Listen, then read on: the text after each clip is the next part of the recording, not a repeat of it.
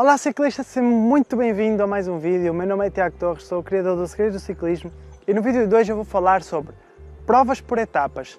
Quais são os dois pilares essenciais que tu deves ter em consideração para evoluir melhor nas provas por etapas? É sobre esse tema que vamos falar no vídeo de hoje. Bom, antes de eu te dizer quais são esses dois pilares essenciais para teres um bom desempenho nas provas por etapas, eu quero que tu entendas primeiro o conceito da prova por etapas. A prova por etapas, basicamente, é algo que te vai fazer um estímulo após um outro estímulo, após um outro estímulo. Então, são estímulos sucessivos, sem recuperação, ou, obviamente, sem uma recuperação de mais do que um dia entre as provas. Todos os estímulos são seguidos dia após dia após dia. Então, pensa comigo, se este é o conceito da prova por etapas, pensa como é que tu podes aplicar este conceito também nos treinos. Este é precisamente o primeiro ponto que deves ter em conta para melhorar nas provas por etapas.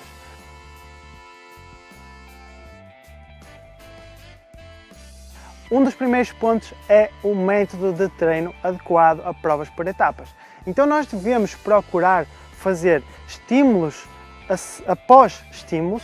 Esses estímulos não podem ser um estímulo qualquer, não pode ser um estímulo curto e intenso, tem que ser um estímulo, obviamente, lógico, tem que ser o mais intenso possível, mas dentro de um volume de treino elevado. Normalmente escolher percursos longos e com acumulados bastante duros. É importante que vocês usem dos fins de semana prolongados, normalmente essas são alturas ótimas para fazer este tipo de trabalho, em que nós temos obviamente mais tempo disponível para fazer treinos longos e com bastante acumulado. Lógico que nos últimos treinos nós já vamos ter mais dificuldade, o pulso vai ter dificuldade em subir, nós vamos ter as pernas muito mais presas e vai ser mais difícil aplicar as mesmas intensidades que nós aplicávamos no primeiro dia. Mas isso é normal e faz parte, e numa prova por etapas é assim mesmo que funciona. Então é isso que vocês devem fazer, o método é este, aplicar estímulos consecutivos, escolham normalmente fins de semana prolongados, que têm mais tempo, ou algum período de férias para aplicarem esse tipo de estímulos. O segundo pilar importante tem a ver com a recuperação. Obviamente, quando falamos em provas por etapas, está inerente o assunto da recuperação. Afinal, sem uma boa recuperação, nós não conseguimos estar nas melhores condições para a etapa seguinte.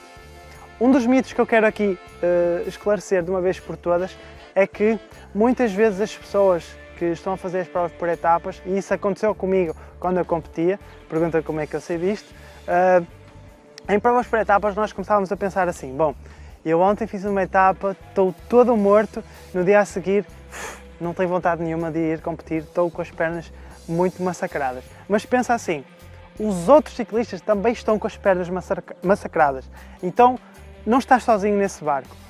Se te dói as pernas a ti, também dói aos outros, então foca-te em manter a motivação para as coisas positivas e não para as coisas negativas, porque isso também muitas vezes prejudica mais, porque nós fisicamente até estamos bem, só que mentalmente começamos a pensar que não vamos conseguir fazer nada porque estamos muito fatigados e esquecemos que os outros também estão tão fatigados quanto nós estamos. Portanto, esse é o primeiro ponto para desmistificar isso, porque eu cometia muito esse erro, eu começava psicologicamente a, digamos, entre aspas, a bater mal, começava a desmotivar-me, a autossabotar-me, não é? Quando na prática eu só tinha que encarar isso de uma forma natural e pensar que está-me a doer as pernas, mas aos outros também dói as pernas e estamos cá na luta, ok? Bom, mas então, o que é que está na base da recuperação? A recuperação está diretamente ligada à condição física aeróbia. Tá? Então, quanto maior for o nosso condicionamento aeróbio, maior é a nossa capacidade de recuperação. E como é que nós medimos o nosso condicionamento aeróbio? Lembram-se de um vídeo que eu publiquei alguns lá atrás, que falava sobre como nós podemos mensurar a fadiga? Tinha a ver com a recuperação, com a frequência cardíaca em repouso.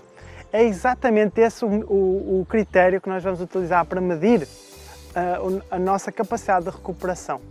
O que acontece? Para nós nos adaptarmos aerobiamente, temos que, ao longo da época, ir monitorizando a frequência cardíaca para percebermos que, ao longo de um determinado tempo, ela vai começar a descer. E quanto mais baixa ela estiver ao longo do espectro anual, não é? Se naquele período ela está mais baixa, isso é sinal de que nós estamos bem condicionados aerobiamente. Logo, a nossa capacidade de recuperação está maior, ok? Então, como é que nós fazemos para diminuir o mais rapidamente possível a nossa frequência cardíaca em repouso? Bom, existem algumas coisas que nós podemos fazer. Aquilo que nós podemos fazer para diminuir a nossa frequência cardíaca em repouso e, por sua vez, melhorar a capacidade de recuperação são aplicar volumes de treino altos, tá? Em alguns períodos da época, aplicar volumes de treino altos com intensidade baixa. Ou então fazer um treino intervalado na zona de endurance, aquela zona que mói, nós já temos alguma dificuldade em falar, mas ainda conseguimos falar alguma coisa, e fazermos séries extensivas desse tipo de esforço, normalmente séries de 30 minutos, séries de 20 minutos, por aí. E fazer isto num volume de treino alargado, ok? Isso vai nos trazer mais capacidade aeróbia com o tempo. Outra coisa muito importante que nos vai fazer melhorar a condição física aeróbia é, sobretudo, ter ritmo competitivo. Então, começar a competir em outras provas, por exemplo, não que tenham necessariamente que ser provas por etapas, mas se forem, melhor, tá? Mas não tem obrigatoriamente que ser. Se forem provas de um dia ou provas por etapas, que nós vamos começar a competir, a nossa condição física, lógico, no início não está muito boa ou não está tão boa quanto após fazermos algumas competições. Isso quer dizer que o nosso ritmo competitivo vai aumentar, a nossa endurance vai subir e a nossa capacidade de recuperação vai aumentar também. Logo, após alguns dias dessas primeiras competições, vamos ter uma tendência para ter uma grande descida ou uma maior descida na frequência cardíaca em repouso, tá? Então, é a frequência cardíaca em repouso que nos vai dizer o quão nós vamos conseguir recuperar melhor ou pior de umas etapas para as outras. Então, quanto mais baixa ela estiver, melhor. Bom, estas foram as dicas para quem quer melhorar em provas por etapas. Eu sei que este era um tema que vários dos meus seguidores já queriam que eu abordasse há algum tempo, então espero que tenha sido útil. Se queres receber mais vídeos aqui do YouTube, algures neste vídeo tem um botão que diz inscrever, clica lá para te inscreveres aqui no canal do YouTube. E se queres receber todas as dicas que eu envio por e-mail, conteúdos exclusivos que eu partilho apenas por e-mail e em mais nenhum outro lugar, algures aqui por cima ou por baixo, não sei exatamente onde está este vídeo, vai ter um link, segredosdociclismo.com, para tu te inscreveres na nossa lista VIP por e-mail e receberes todos os conteúdos semanalmente, ok? Então é isso, um grande abraço e vemo-nos no próximo vídeo.